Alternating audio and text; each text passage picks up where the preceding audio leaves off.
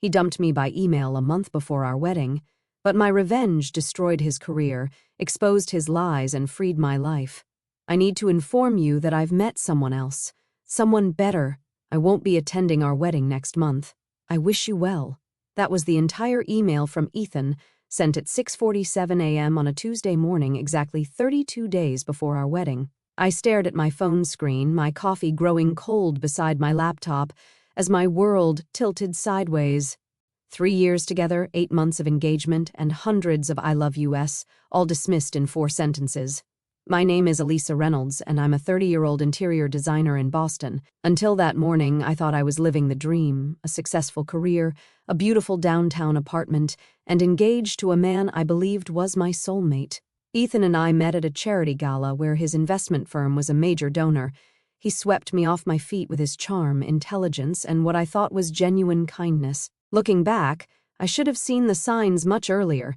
The expensive gifts he couldn't quite afford, the late-night work, meetings that left his collar smelling of unfamiliar perfume, the way he'd get defensive whenever I asked about our joint account's unusual charges. But love has a way of making you ignore the red flags, doesn't it? Even when they're waving right in front of your face. Have you seen this? I texted my best friend, Rachel, forwarding Ethan's email. Her response was immediate. I'm coming over. Don't do anything yet. Rachel found me still sitting at my kitchen island, now surrounded by wedding invitation samples that had arrived that morning. The irony wasn't lost on me.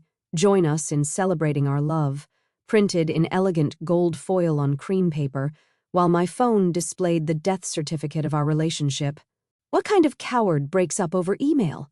Rachel's voice shook with anger. After everything you've done for him? She was right about that part. I'd supported Ethan through his temporary financial difficulties, helped him network for better clients, and even agreed to postpone buying our own place so he could invest more in his business ventures. But here's what Ethan didn't know. I wasn't as naive as he thought. For the past 3 months, I'd been quietly documenting his suspicious behavior. The engagement ring he'd given me, supposedly a family heirloom? I'd already discovered it was a recent purchase from a luxury resale shop, and I'd sold it 2 weeks ago when I found lipstick on his dress shirt that he couldn't explain. The money from that ring was sitting in a separate account, waiting for what I hadn't been sure, until now. The numbness was wearing off, replaced by something sharper, more focused. Ethan thought he could simply email his way out of our life together. He was about to learn a valuable lesson about underestimating the wrong woman.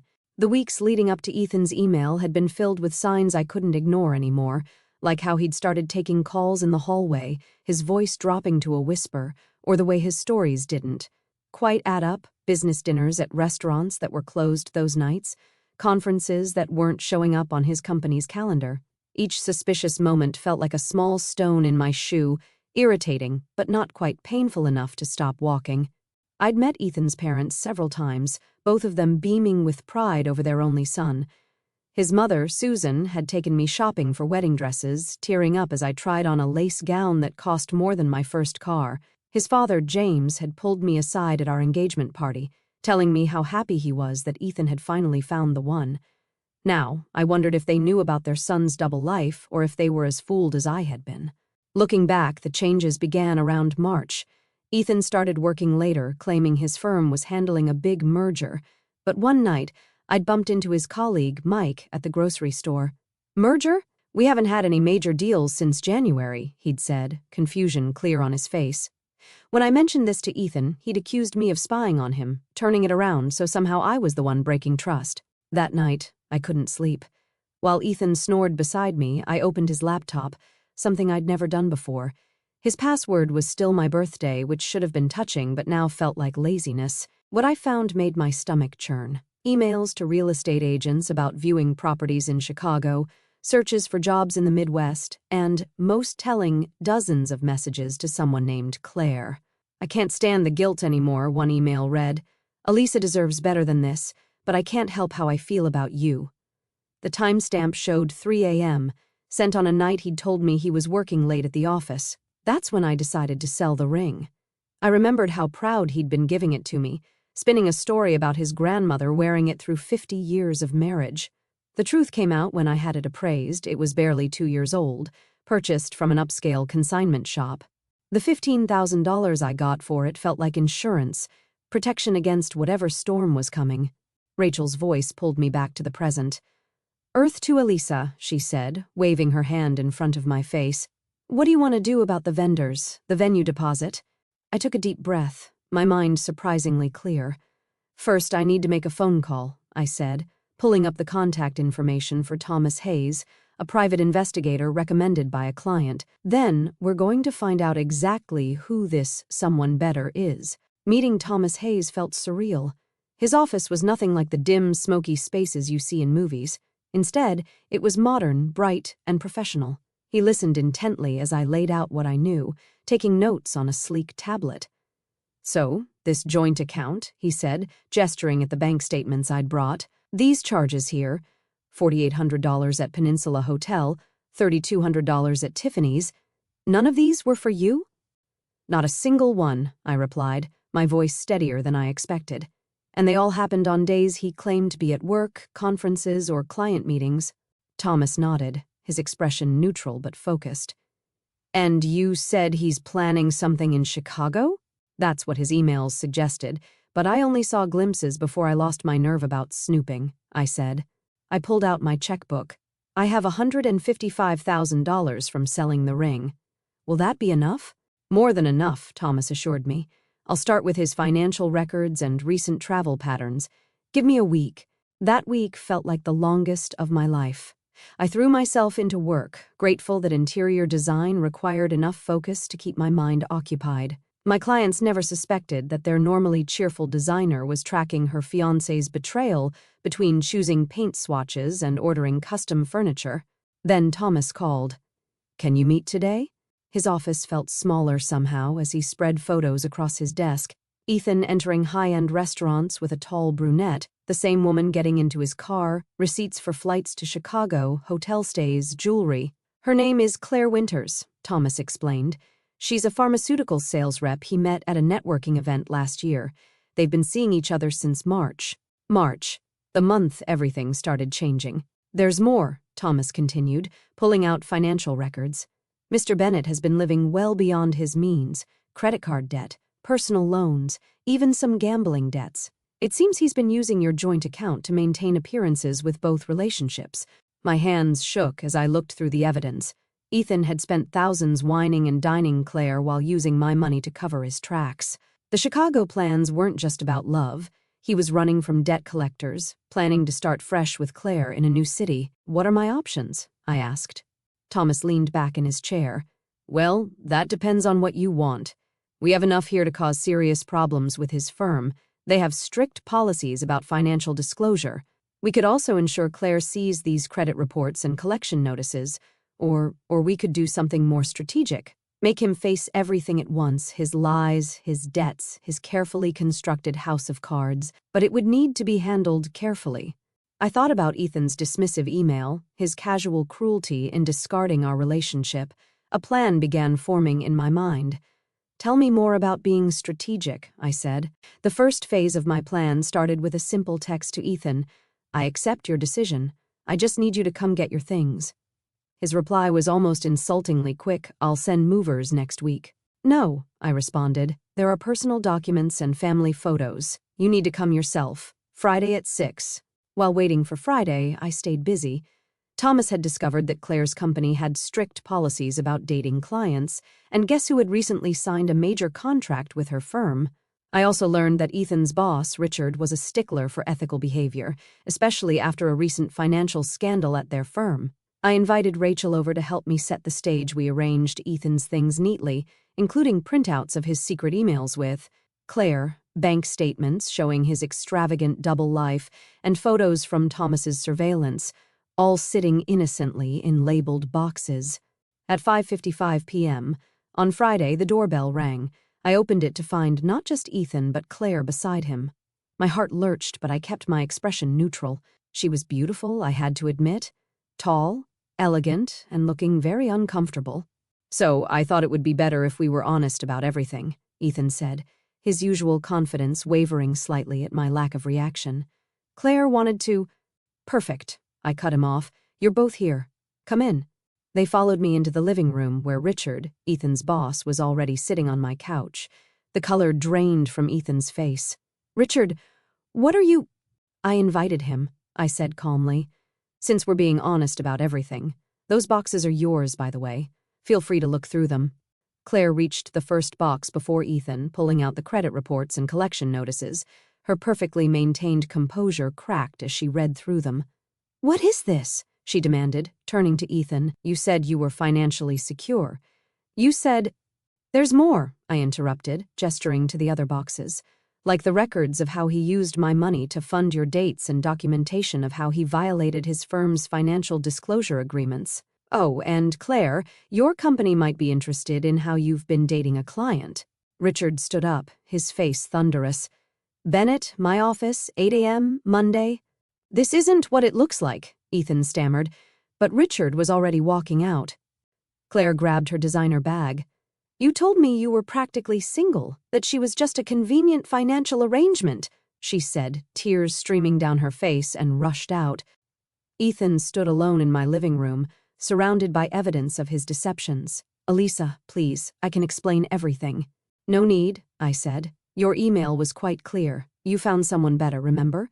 Although I'm not sure she thinks so anymore." Ethan paced my living room, running his hands through his perfectly styled hair. "You had no right to do this," he sputtered, his composed facade crumbling. "You went through my private information, hired someone to follow me. Just like you had no right to drain our joint account buying gifts for Claire," I kept my voice steady, "or use my credit card points for your romantic getaways." He grabbed one of the boxes, rifling through documents. "This could ruin me," he said, his voice rising. "Richard is going to fire me. Claire's company will blacklist me. How could you be so vindictive?" "Vindictive?" I laughed, but there was no humor in it. "You ended our 3-year relationship by email, Ethan. You were planning to abandon me with wedding debt while you started fresh in Chicago, and I'm vindictive?" His expression shifted, trying to find the charming smile that had once made me weak in the knees. "Look, I know I handled things badly, but we can fix this. I'll break it off with Claire. We can work something out with Richard. Just help me clean up this mess. The same way you helped me plan our wedding while apartment hunting with another woman." I pulled out my phone, showing him screenshots of his real estate searches. "Or the way you helped me pick out wedding invitations right after booking a romantic weekend with Claire." "That's different," he protested weakly. I was confused. I made mistakes. "No," I said firmly. "A mistake is forgetting an anniversary or saying the wrong thing in an argument. You orchestrated an entire double life. You lied to everyone, me, Claire, your firm, even your parents." The mention of his parents made him flinch. That's when I delivered the final blow. "They know, by the way. I sent them copies of everything yesterday. Your mother called me this morning, crying. She wanted me to tell you she's devastated, not just about Claire, but about the gambling debts, the lying, all of it." Ethan sank onto my couch, his expensive suit wrinkled, his face ashen. For the first time, I saw him clearly, not as the successful, confident man I'd fallen in love with, but as someone who'd built his entire life on deception. "What do you want?" he asked quietly. "Money? An apology? Name it." I walked to the door and opened it. "I want you to leave. Take your boxes. You'll need those documents for the meetings I'm sure are coming up, your firm's HR department, Claire's company's legal team, the debt collectors. They'll all want to talk to you." "Elisa, please," he said. "Goodbye, Ethan." I hope she was worth it. After Ethan left, things moved quickly. Within a week, he'd lost his job. Apparently, Richard had been looking for a reason to let him go, and my evidence provided several. Claire's company launched an ethics investigation, forcing her to resign. And those Chicago real estate agents, they weren't too happy when they learned about Ethan's financial situation. I threw myself into work, grateful for understanding clients and endless design decisions that needed my attention. But late at night, when my apartment felt too quiet, doubts would creep in. Had I gone too far? Was I just as bad as him, plotting revenge instead of walking away? Then I'd remember his email.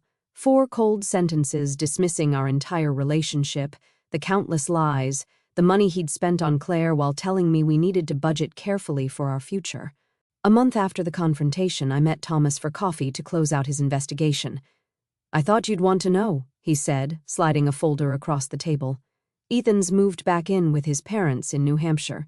His father is trying to help him sort out the debt situation, but it's worse than we initially thought. The gambling wasn't just casual. He has some serious markers out there. I nodded, not sure how to feel. And Claire? Took a job in California.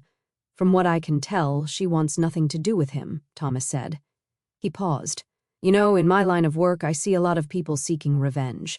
Most of them go about it all wrong. They let emotion drive them to do things that only hurt themselves in the end. But you simply exposed the truth.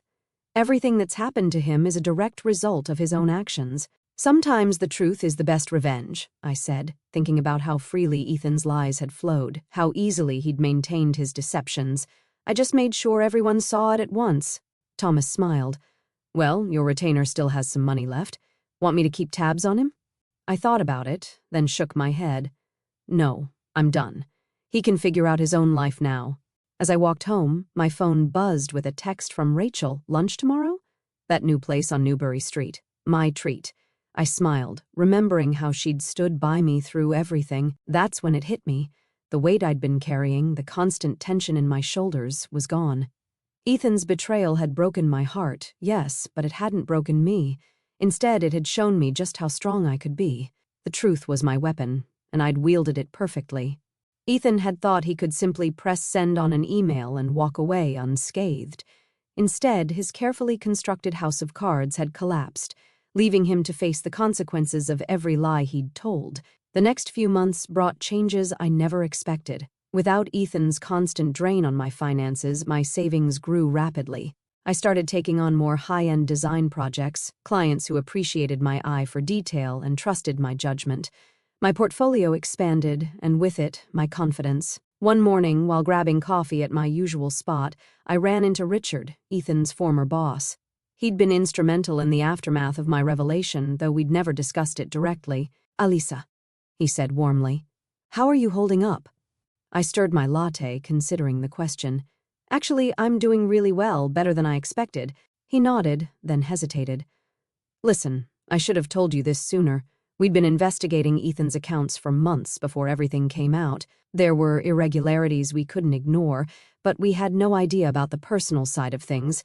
You, Claire, the gambling. You did us a favor, bringing it all to light at once. I just needed the truth to come out, I replied.